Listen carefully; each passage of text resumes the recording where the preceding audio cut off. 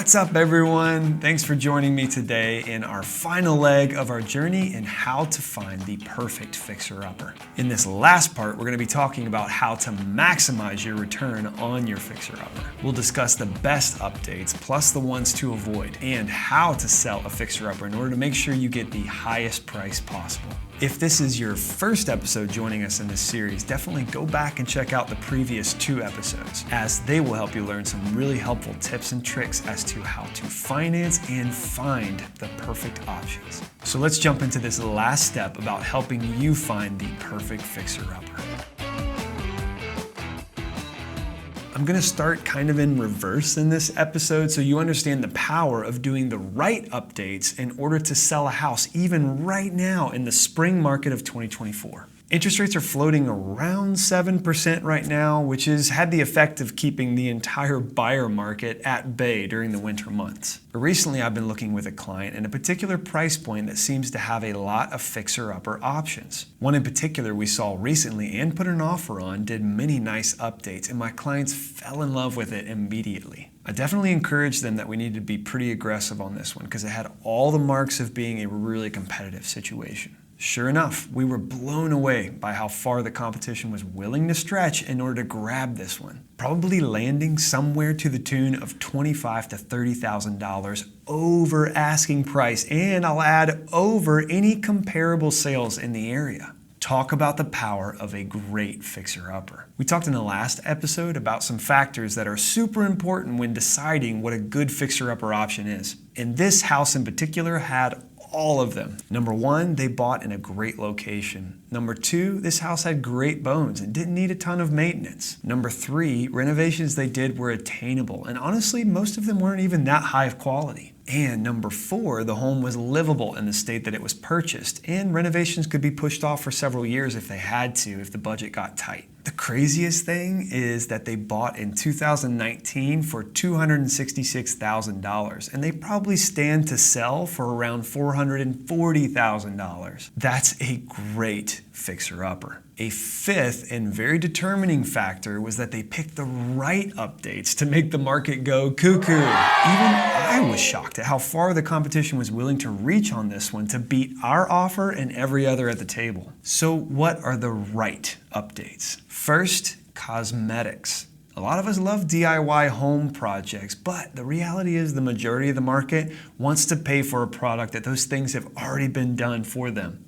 Or perhaps I should say they're willing to overpay for these things. Updates to kitchens like new countertops, tile backsplashes, updated cabinetry are all high return items. Also updates to flooring like adding LVP or even wood floors. You have to be careful here not to have too many flooring variations. Uniformity and modern appeal are what buyers are really looking for. Bathrooms are also very important to update. Flooring, vanities, bathtubs, and showers are all great updates to maximize your return. Plus, don't underestimate the cuteness factor. I've had some listings get crazy competitive and they didn't even have all these other updates, but the style and the cuteness of the little things they had done made it ultra desirable. If you have an eye for modern design, this is where you can do really cheap updates that maximize the impact. Things like accent walls, cool lighting fixtures, trending paint colors can all drive a ton of attention towards your listing. They're inexpensive, but they could be really great updates. Second is curb appeal.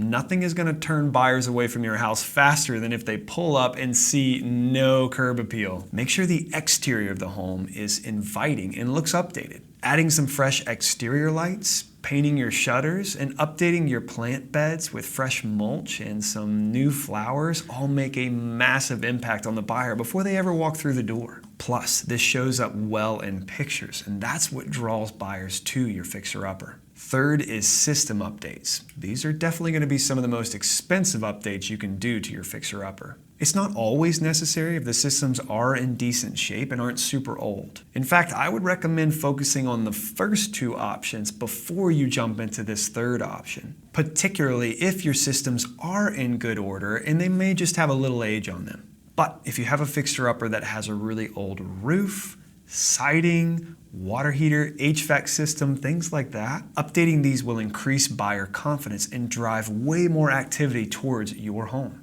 Best practice, I'd say, for these types of updates is to do them right before you list. There's nothing like a brand new system to wow the buyer when they walk through your fixer-upper. So let's say hypothetically, you've worked over the past several years to do many of these updates on your home. Now it's time to sell your fixer-upper, and the final hurdles to jump through are deciding what price you're going to list for and when you're going to sell it. As far as price goes, this depends very much on the type of market you're listing in. Back in 2021, when interest rates were really low, it made sense to price things low in order to create a lot of competition, because there were so many buyers out there, and this added an extra layer of enticement. If we have a surplus of inventory in the market, then it may make sense to price very reasonably in order not to steer any buyers away from your listing. But right now, we're in a really odd market situation where interest rates are still really high, but inventory is super low. My best recommendation is if you don't have the budget to do all of these updates that we mentioned earlier, then definitely don't try to overprice in order to entice the market toward what you want to make. But I will say I have a hard time discouraging sellers from pricing too high